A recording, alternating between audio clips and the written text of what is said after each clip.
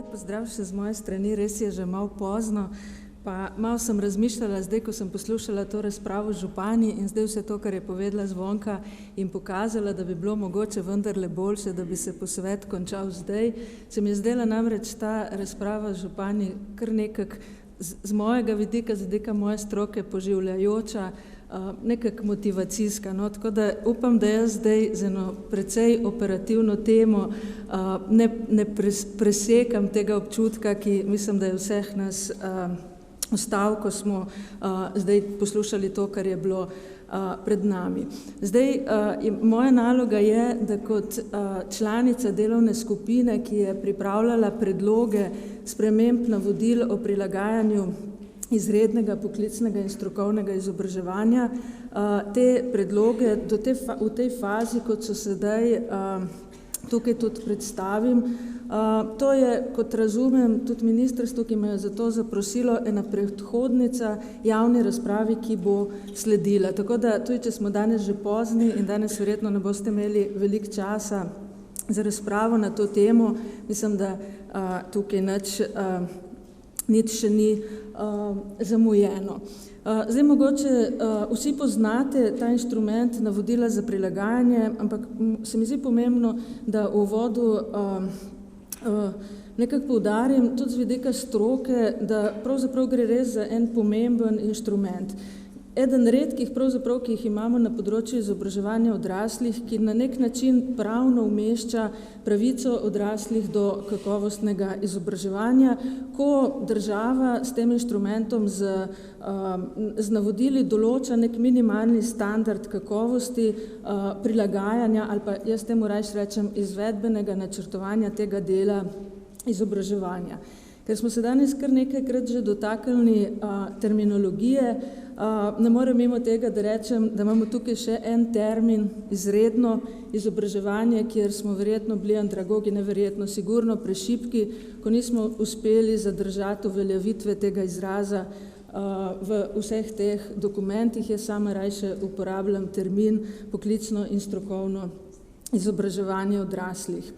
Zdaj, tisti, ki ste že dalj časa kot jaz na tem področju, veste, da so ta navodila en inštrument, ki ima zelo dolgo tradicijo, tudi z vsebinskega in strokovnega vidika. Zadnja in ta, o tej danes govorimo, različica je v veljavi od leta 2008, vendar, ko sem jaz malo zgodovino sledila nazaj, sem prva našla navodila sprejeta že v letu 1980, še prej leta 1969 pa en dokument, ki se je imenoval Smernice za prilagajanje poklicnega izobraževanja. Se pravi, veliko teh rešitev, ki jih je že zdaj v teh navodilih, je pravzaprav prišlo iz prakse, predstavljajo neko tradicijo andragogike, ki se poskuša s tem pravnim okvirom, ki mu je dan,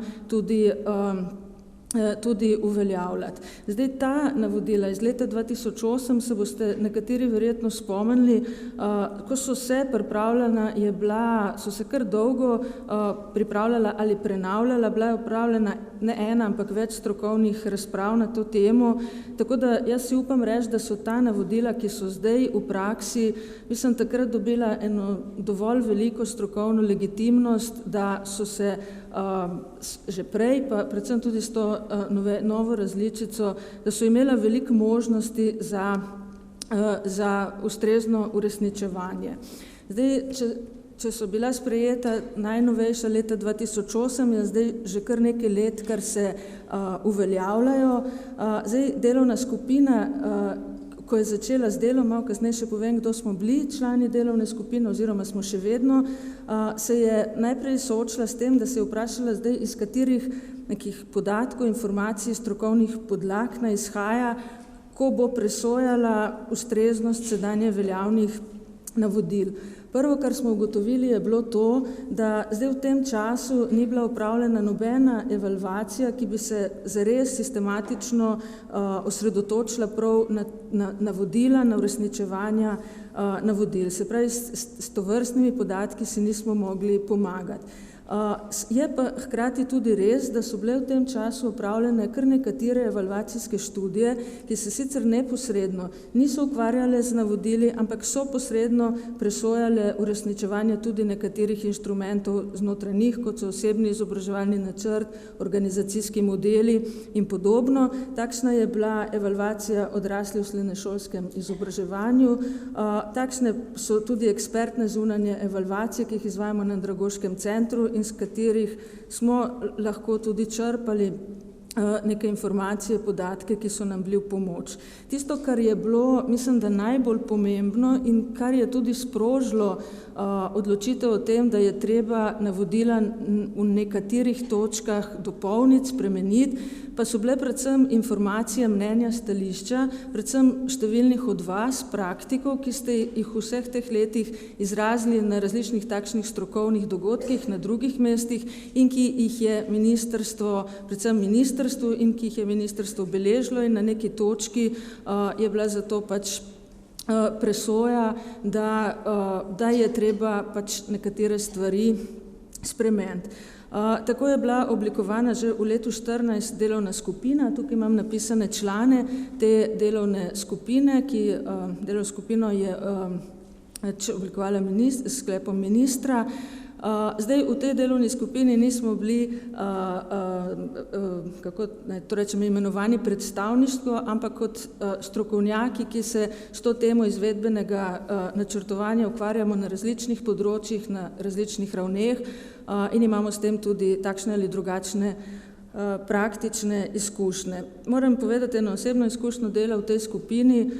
Se mi zdi, da smo se do zdaj, do te točke veliko pogovarjali, da marsikdaj tudi na začetku nismo bili enakih stališč, ampak da smo se tudi kar veliko poslušali, tako da si upam reči, da to, kar bom danes pokazala, je tisto, ki je konsens te skupine. Se pravi, do tukaj smo mi prišli in to dajemo zdaj v presojo, kasneje, ko bojo javne razprave, da boste vi presodili nekatere rešitve, ki smo jih oblikovali, koliko se vam zdijo ustrezne. Zdaj, za zaključek tega uvoda še povem, da smo se iz izhodišča, ki sem ga zdaj povedala v delovni skupini, na začetku tako dogovorili, da se glede na to, da ni bila opravljena nobena sistematična evalvacija do tega trenutka, vnesejo v navodila samo tiste dopolnitve, ki so zares nujne in za katere smo bili prepričani, da obstaja neutemeljena strokovna in sistemska argumentacija, da pa vse nekatere druge, ki smo jih tudi razpravljali o njih, ki so tudi prišle, tudi od vas izvajalcev, nekatere tudi take, ki bi te navodila tudi mogoče konceptualno čist drugače zastavila, pustimo za tisti čas, ko bomo imeli malo več tudi takih opremljivih objektivnih podatkov iz neke evalvacije, ki bi se ukvarjala prav z evalviranjem uresničevanja navodil. Zdaj, presojali smo sedaj veljavna navodila iz dveh vidikov, bi lahko rekla. Najprej seveda tisto temeljno z vidika zaščite odraslih udeležencev. Ker če rečemo, da so to navodila, s katerimi država postavlja nek minimalni standard izvedbenega načrtovanja, ki se ga morajo držati vsi izvajalci, je to v bistvu zato, da na nek način poskuša zagotavljati udejanjanje te pravice odraslih do kakovostnega izobraževanja in tudi za doseganje ali pa zagotavljanje doseganja enakovrednosti standardov znanj. Vendar smo navodila presojali še z drugega vidika, z vidika zaščite izvajalskih organizacij. Moram to malo bolj razložiti, namreč med temi informacijami, ki so jih tudi na ministrstvu dobivali od vas izvajalcev, so bile tudi take, kjer ste vi sporočali, da nekaterih določb teh navodil ne morete uresničevati ali pa jih težko uresničujete, ne zato, ker vi ne bi dobro delali, ampak zaradi nekaterih okoliščin, s katerimi se vi soočate in ki vam to preprečujejo. Torej smo jih pogledali tudi z vidika zagotavljanja tega pravnega okvira, ki jih pa ta navodila ali ga dajejo vam, da lahko kakovostno načrtujete in izpeljete poklicno izobraževanje za odrasle. No, in iz tega malo daljšega uvoda v bistvu strnemo 3 točke tisto, kar je predmet predlogov sprememb in ki jih bom kasneje pokazala. Prvo je ta pereč problem, s katerim se tudi na področju izobraževanja odraslih že zdaj kar nekaj let srečujemo, status udeleženca izobraževanja, poklicnega in strokovnega izobraževanja in predvsem problematika fiktivnega vpisa. Zdaj, jaz moram že tukaj reči svoje osebno stališče, da mislim, da z navodila ne morejo niti vplivati na to, da bi imeli več fiktivnega vpisa, niti ne morejo zares preprečiti fiktivnega vpisa.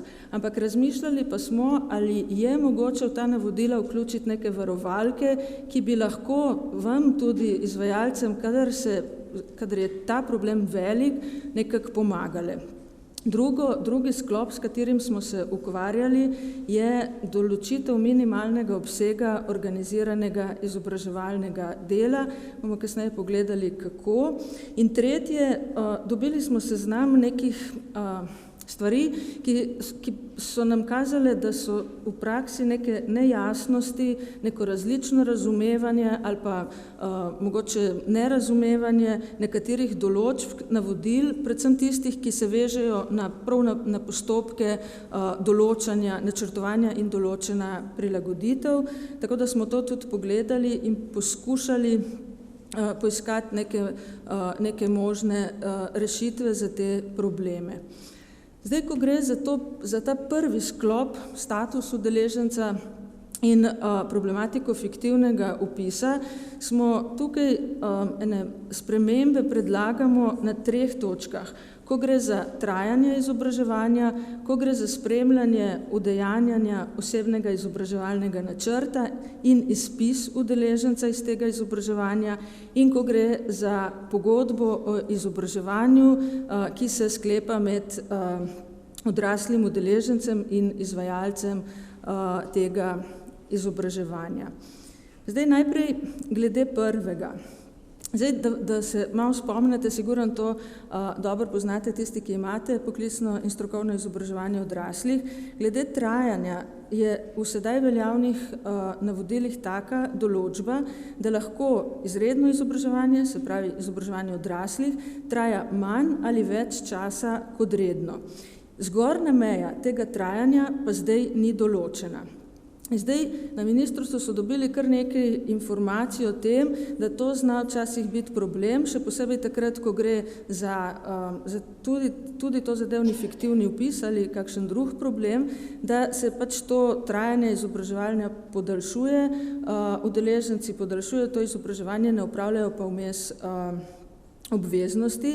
Zato je tukaj zdaj en predlog, ene dopolnitve tega določila, ki se glasi, da trajanje izobraževanja odraslih je torej lahko manj ali več kot redno, vendar največ 2 leti več od trajanja izobraževalnega programa, po katerem se udeleženec izobražuje. Zdaj, na tej točki smo se v skupini kar veliko pogovarjali, ker smo, zdaj bom iz 2 vidikov povedala. Prvo, da smo prišli do teh 2 leti več, smo se veliko pogovarjali in je tukaj obveljal nek tak, da tako rečem, andragoški aksiom, ki ima na področju izobraževanja odraslih že dolgo tradicijo. Namreč vedno znova so tudi te evalvacije kazale, da pač seveda odrasli ne morejo napredovati čisto v istem ritmu kot mladina, ker imajo pač še druge vloge, torej da jim je treba zagotoviti, da je neka meja, neko optimum, vsaj 1 leto za 1 leto in pol, 1 leto in pol izobraževanja pri odraslih za 1 leto mladine. In tukaj je zdaj ta določba v bistvu recimo neko tako strokovno izhodišče upošteva. Vendar smo, predvsem tisti, ki smo bili stroka v tej skupini, nekako se zaustavili na tej točki, da kot stroka pa nekako za nas ne bi bilo sprejemljivo, da bi tukaj naredili piko. Se pravi, odraslim je verjetno treba dopustiti, da dokončajo izobraževanje ne glede na trajanje. Se pravi, če se vrne odrasli v izobraževanje po nekaj letih, ker se mu je nekaj zgodilo zaradi nekih objektivnih stvari, mu je treba pač to možnost dati. In zato je v bistvu tukaj dodano, nek dodatek, ki pravi, da po poteku tega obdobja udeleženec lahko še vedno opravlja manjkajoče obveznosti za dokončanje programa. Nima pa več statusa udeleženca izobraževanja odraslih.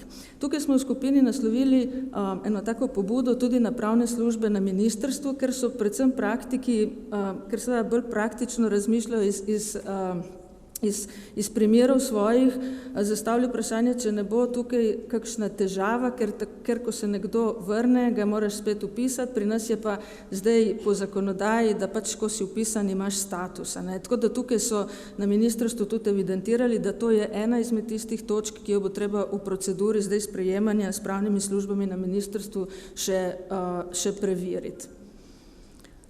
Naslednje je spremljanje udejanjanja osebnega izobraževalnega načrta in zdaj je dodano izpis udeleženca iz izobraževanja.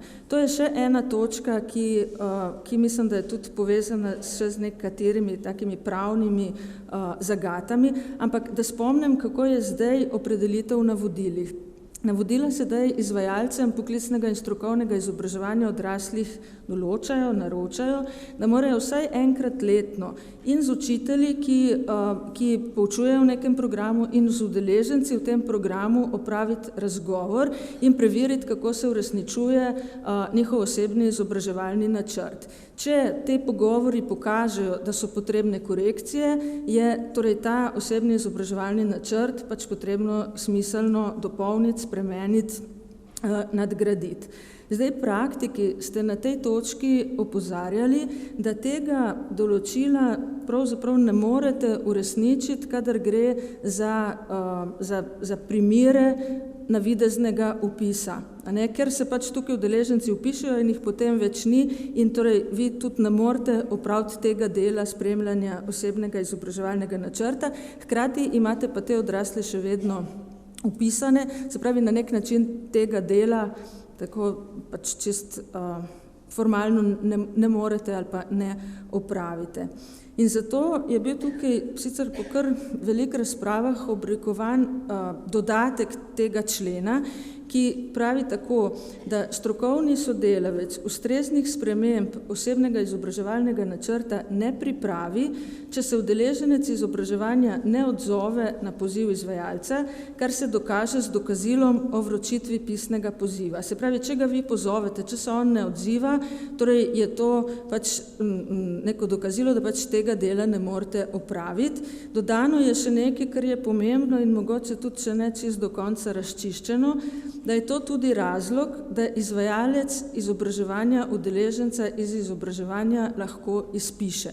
Zdaj, veste, tukaj veliko razprav je že bilo na to temo, vi od izvajalcev, da pač nimate zdaj nobene podlage, da udeleženca lahko izpišete. Tukaj mogoče samo, da se spomnimo, kaj govori 5. člen zakona o izobraževanju odraslih, o statusu. Pravi tako, status udeleženca izobraževanja odraslih preneha, ko udeleženec uspešno konča izobraževanje ali z izpisom iz tega izobraževanja. Ta člen se je vedno interpretiral kot, da se udeleženec lahko izpiše samo sam. Čeprav zdaj, če ga beremo tako, bi se sicer lahko interpretiral tudi kako drugače, ampak mislim pa popravite me pol, če mislim narobe, da se je vedno tako interpretiral. Zdaj, tukaj so predvsem na ministrstvu tako razmišljali, da bi eno varovalko za to, ki pa pravim, ne vem, če je pravno že čist razčiščena, to rešili tako, da bi se v navodila vpeljal dodaten člen, ki govori o pogodbi o izobraževanju in opredeli ali pa naroči izvajalcu, da pač mora pripraviti pogodbo o izobraževanju, itak jo pripravljate že zdaj, ampak zaradi tega, da se v pogodbi opredelijo tako medsebojne pravice kot obveznosti enega in drugega in da je izvajalec torej dolžan ustrezno ukrepati v primeru neizpolnjevanja obveznosti udeleženca, ko ta uveljavlja pravice iz javnih sredstev in to tako, da ga izpiše in posreduje ta podatek v centralno evidenco v skladu z zakonom, ki ureja področje vzgoje in izobraževanja. Zdaj jaz mislim, da na tej točki boste tudi vi pozorni, ko bo šla navodila v javno razpravo, Nisem čisto prepričana, da je to že vse razčiščeno, da je na tak način izpis mogoč, ampak v tej smeri zdaj tudi ministrstvo razmišlja. Tudi takrat nam v skupini je bilo razloženo, da seveda navodila ne morejo statusa niti podeljevati, niti ga vzemati, ampak je to odvisno od neke druge zakonodaje, ki se pa zdaj tudi spreminja. Toliko glede tega sklopa. Drugi sklop je sklop o minimalnem obsegu organiziranega izobraževalnega dela, zadeva splošno izobraževalne predmete, strokovne module, praktični pouk pri izvajalcu in praktično izobraževanje pri delodajalcu. Zdaj, kar zadeva splošno izobraževalne predmete in strokovne module, najprej, da se spomnimo, kako je zdaj v navodilih. Navodila zdaj določajo samo ločnico med skupinskimi in individualnimi organizacijskimi modeli. Govorijo o tem, da če izvedete 50% ali več organiziranega izobraževalnega dela, je to skupinski model, sicer je to individualni model.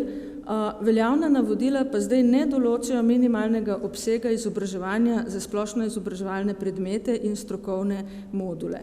No, tukaj je zdaj predlog za eno spremembo, ki je neka taka minimalna zaščita za udeležence izobraževanja, tako jo jaz razumem.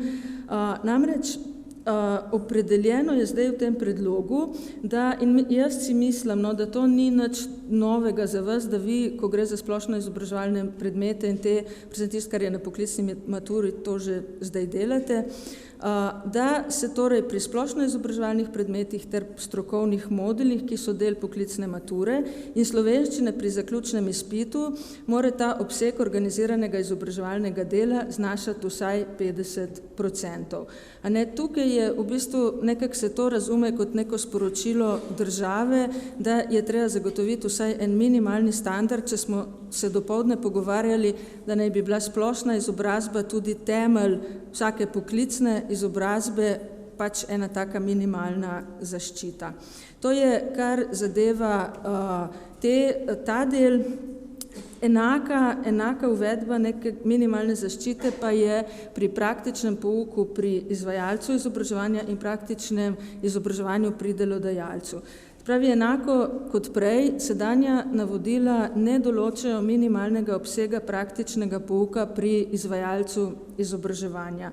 Predlog spremembe je tak, da tako pri skupinskih kot pri individualnih modelih mora praktični pouk pri izvajalcu obsegati najmanj 50% od obsega, ki ga določi izobraževalni program, in enaka določba pri praktičnem izobraževanju pri delodajalcu.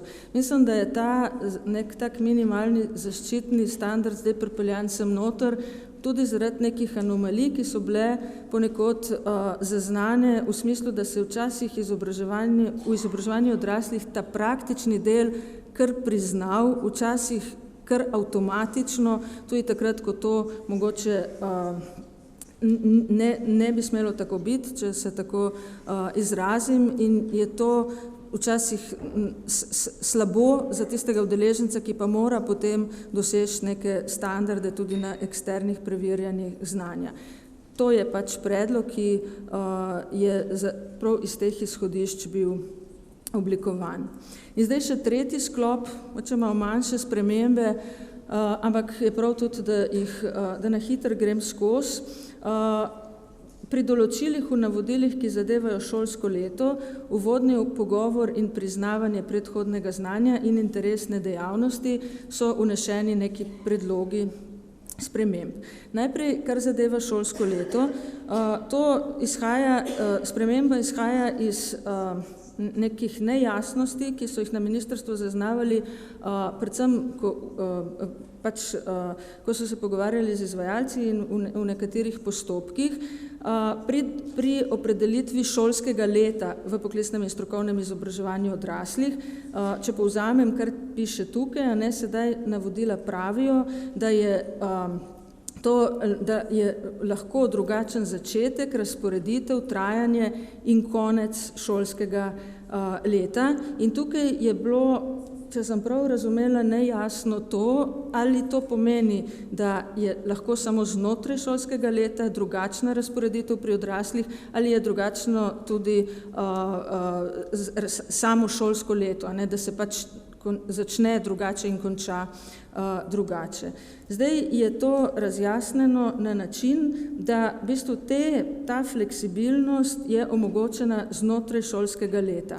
Spravi, šolsko leto se začne enako in konča enako kot pri izobraževanju mladine, vendar lahko pri odraslih, recimo vpis, ki je v izobraževanju mladine samo jeseni, pri izobraževanju odraslih poteka tudi med letom, tudi kasneje. Na tak način je mogoče razumeti zdaj to razjasnitev tega člena. Še dve za konec. Pri uvodnem pogovoru smo se kar veliko pogovarjali, dobili smo od izvajalcev kar nekaj, včasih tudi precej kontradiktornih nekih mnenj in stališč glede nekih težav, ki naj bi se v tej fazi pojavljale. Namreč ni bilo očitno čist jasno, ali se postopki priznavanja znanja opravijo pred vpisom udeleženca ali šele potem, ko udeleženca že vpišete. Predvsem je bilo nekaj, da rečem, slabe volje pri izvajalcih takrat, ko recimo nekoga vpišete, pa se kasneje izkaže, da je res bil nekdo, ki se je samo fiktivno vpisal, vi pa zanj opravite vse postopke priznavanja znanja in vse te procedure, ki vam seveda vzamejo veliko časa in strokovnega dela. Po drugi strani so pa tudi člani te skupine, v kateri smo delovali, praktiki, nekateri razlagali, da je nemogoče šele kasneje opraviti postopke priznavanja znanja, ko že vpišete udeleženca, ker udeleženci od vas želijo vedeti, kaj jim boste priznali in se potem odločajo, ali se bojo vpisali ali ne. Zdaj, iz teh precej kontradiktornih mnenj in stališč je izpeljan tak predlog spremembe, da so izhodišča za določitev prilagoditev opravljeni vodni pogovori, to ni nič novega, pred vpisom in priznanje predhodno pridobljenega znanja, ki ga izvajalec izpelje po vpisu. S tem, da je potem še eno pojasnilo, da te postopke lahko izvajalec izpelje pred vpisom, vendar udeležencu sklep o priznavanju izda takrat, ko se vpiše. Skratka, to je zdaj neka rešitev, ki je, upam, povzela tiste težave ali pa jih nekako razjasnila, ki smo jih dobili v skupino. In še za konec, nekaj nejasnosti je bilo glede interesnih dejavnosti. Zdaj, kot veste, v sedanjih navodilih je ena opredelitev za športno vzgojo, velja nek splošen sklep, ki izhaja že iz izhodišč za pripravo programov za poklicno izobraževanje odraslih, ki govori o tem, da se v poklicnem in strokovnem izobraževanju odraslih športna vzgoja ne izvaja, da se to v dokumentaciji evidentira z besedo oproščen in da se udeležencem krediti za ta predmet priznajo.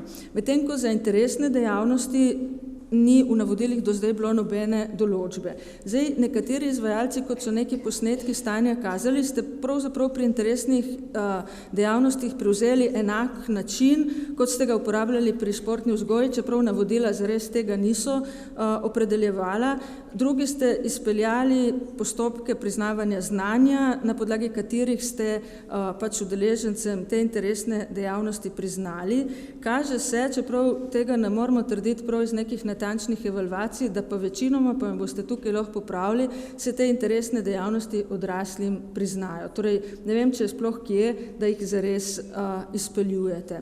Iz tega, pač, kar smo imeli informacij, je potem tukaj bilo kar nekaj razprave, je potem bilo sprejeto v naši skupini, da se v bistvu ta člen dopolni in da se v navodila vnese, da pač enako kot velja za športno vzgojo, velja tudi za interesne dejavnosti. Se pravi, se priznajo in se pač zavede, da je oproščen, torej ne, da se priznajo, ampak jih je odrasel udeleženec oproščen.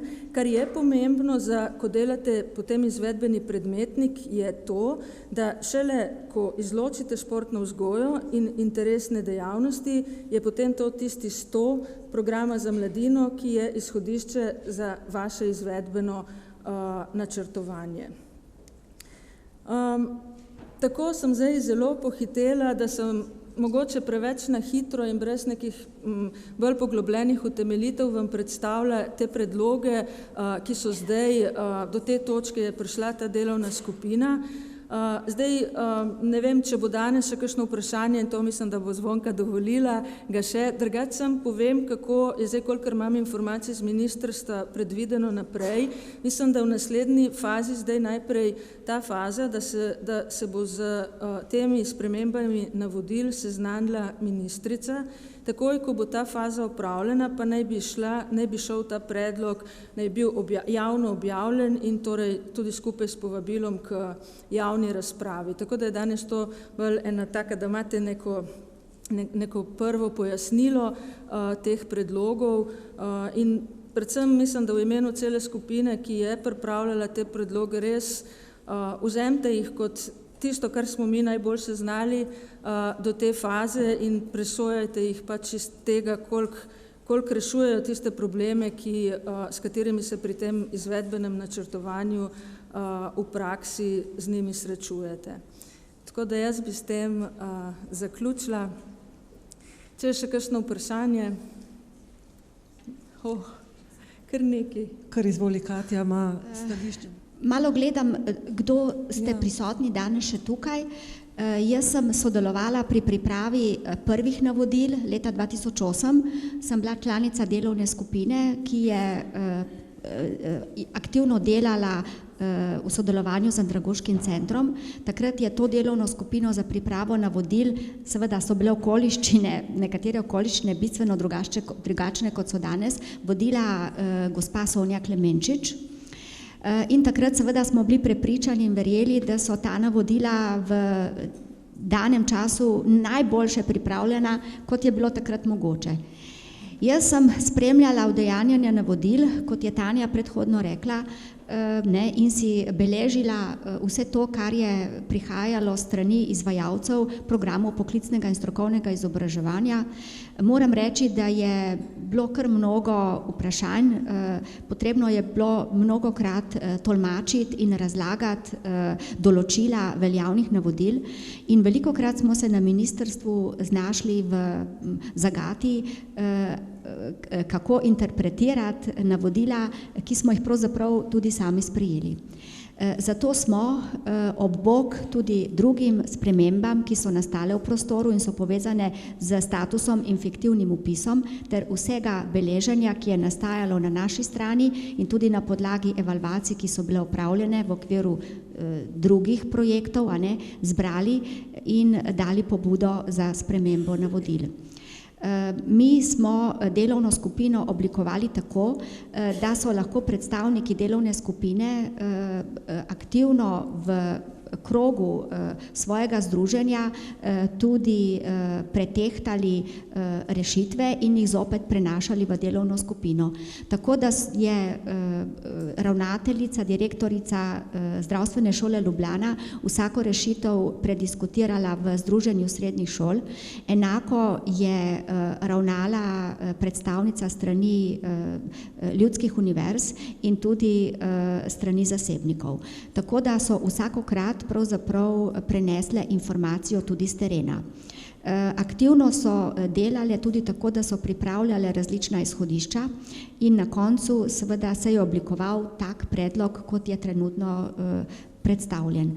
Jaz sama se zavedam, da je še kar nekaj pravnih dilem, ki jih je treba s pravniki prediskutirati in seveda sem trdno prepričana, da bo tudi kakšna rešitev še z vaše strani prišla, oblikovana tako, da jo bo mogoče drugače rešiti v teh predstavljenih navodilih.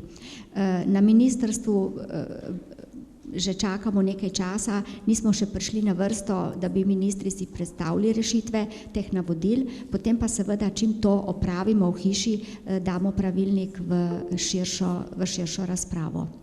Danes se bojim, da ne bo prav mnogo časa, ampak bodo organizatorji povedali, koliko je na voljo. Toliko z moje strani. Hvala lepa. Kakšno vprašanje ali dve? Ida, izvoli.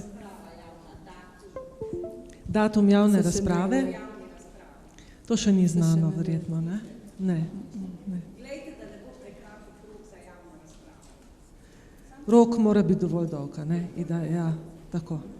Še kakšno vprašanje morda? Jana Bervar, Srednja zdravstvena šola Celje. Jaz bi imela samo eno pripombo. Tele spremembe navodil so seveda dobrodošle, nekatere so zagotovo potrebne, v nekaterih bomo upam še razpravljali. Sam eno stvar bi mogoče izpostavila tukaj, ko ste omenili, da se bo tudi praktično usposabljanje pri delodajalcu ne bi se izvajalo v obsegu vsaj 50%.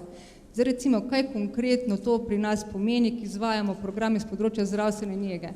Za program bolničar negovalec, recimo samo v 3. letniku pol leta praktičnega usposabljanja pri delodajalcu. To pomeni, da bi mogel en udeleženec izobraževanja odraslih samo za 3. letnik tega programa opraviti 3 mesece brezplačnega dela pač v ustanovi. Kar se mi zdi res z vidika udeležencev mogoče, glede na to, da upoštevam, da imajo službe, družine, še veliko drugih obveznosti, mogoče res malo v prevelikem obsegu.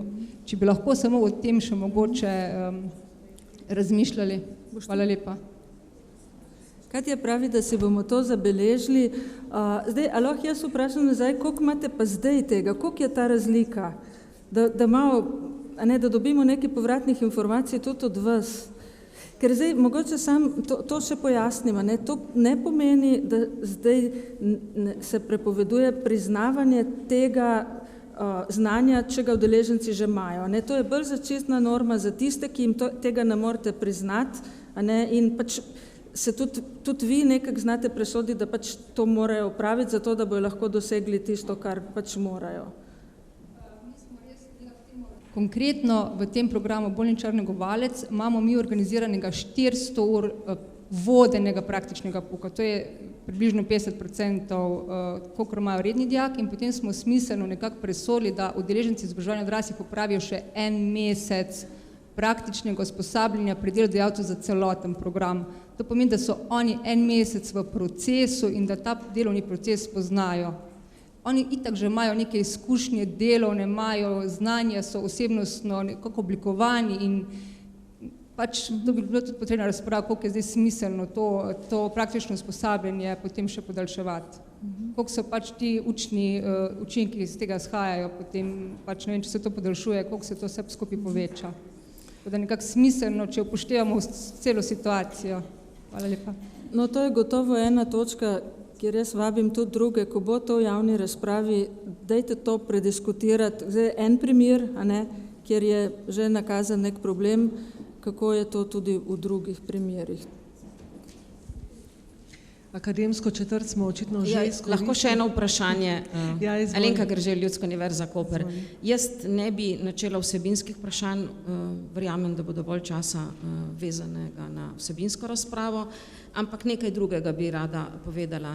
Prva stvar je ta, da sem dobila malček na začetku občutek, da veliko ukrepov izpeljujemo zaradi tega, da bi se izognili zagatam, ki nastajajo zaradi izkoriščanja statusa. Jaz mislim, da ta navodila so čisto stvar stroke, s statusom nimajo nobene veze in verjetno bomo morali razmisliti o tem, da se obdavčitev recimo študentskega dela, kjer nastaja izvorni greh, izenači z ostalimi obveznosti, tako kot drugot v Evropi, in da to delo enako stane. Potem bomo verjetno zelo hitro rešili problem. To je prva stvar. Druga stvar je pa ta osnovna premisa, ki jo je Tanja Možina iznesla, in sicer, da ta navodila podpirajo in umeščajo pravico do kakovostnega izobraževanja. Zdaj pa vprašanje, ne bi rada želela, da je to moja mala križarska vojna, en tako zelo meglen odgovor sem dobila tudi na srečanju regijskem s predstavniki Ministrstva za šolstvo. Mi namreč vemo, da je dobršen del segmenta brez nadzora, in sicer pri formalnem srednješolskem izobraževanju je okrog 3700 kandidatov upisanih v privatnih ustanovah, ki niso podvržene rednemu inšpekcijskemu nadzoru. Ali lahko zagotavljamo pravico do kakovostnega izobraževanja brez tudi hkrati ustreznega nadzora? Verjeti v poštenje na besedo, vendar so pravljice, ne? Hvala. Zdaj, to, če sem razumela, niti ni bilo vprašanje, niti nisem jaz ta pravi za to odgovor. To sem pač morala povedati. Bolj, zato sem jaz tudi na ta prvi del, zato sem jaz v uvodu tudi poudarila. Z navodili ne moramo preprečevati fiktivnega vpisa. To mora narediti neka druga zakonodaja. Zdaj, tretje je pa še, koliko se preverja, kje zares je fiktivni vpis in kdo ga povzroča in tako.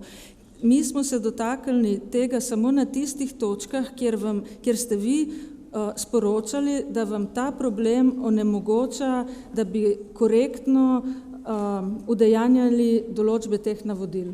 Samo na tistih točkah smo mi poskušali pač nekaj pomagati. Če boste presodili, da to ni vam v pomoč, potem se lahko sprememba tam tudi ne naredi. Ne? To, kar ti, Alenka, praviš, pa je verjetno res širši problem, ki presega ta navodila.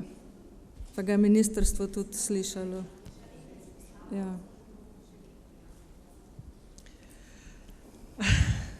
V dilemi še eno vprašanje se nam tam, ja. Tanja pravi, verjetno ve, kaj prihaja.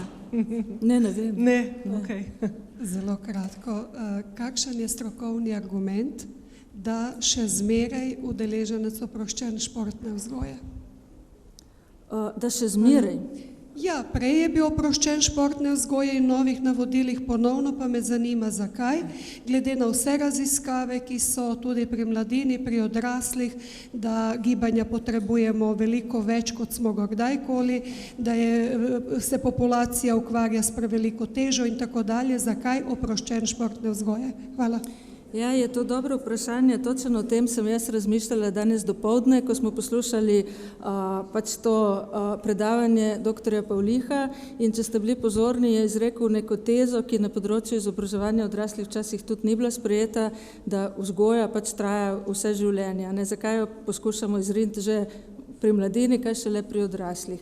Zdaj, jaz toliko zgodovinskega spomina sicer nimam, ampak se spomnim, da ko so se sprejemala ta navodila, predvsem pa izhodišča za pripravo izobraževalnih programov za odrasle, so bile o tem dolge razprave. So bili nekateri tudi na strokovnem svetu, ki so bili za to, da se to črta, in nekateri, ki so bili za to, da ostane. Zdaj, me boste popravili tisti, ki imate bolj dolgoročen spomin, ampak mislim, da tukaj pri tej določbi na koncu niti ni prevladal strokovni argument, ampak nek pragmatičen, ki ste ga takrat nekako želeli uveljavljati tudi praktiki, ki je predvsem nekako šel nasproti organizacijam, ki nimajo tudi dovolj možnosti, da odraslim tovrstno športno vzgojo zagotavljajo, in ker se je hkrati kazalo, da odrasli zdaj sigurno ne vsi, a ne te dejavnosti opravljajo tudi sicer v svojem življenju in jih zato lahko priznate. To je toliko, kolikor meni seže ta razprava o športni vzgoji.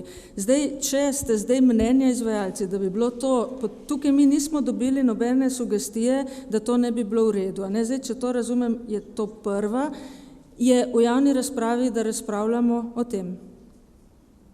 Ampak mislim, da takrat so tukaj bili nekateri te razlogi. Velja. Mislim, da je čas za to, da zaključimo to temo, ki je... Hvala za potrpežljivost. Hvala tebi, Tanja.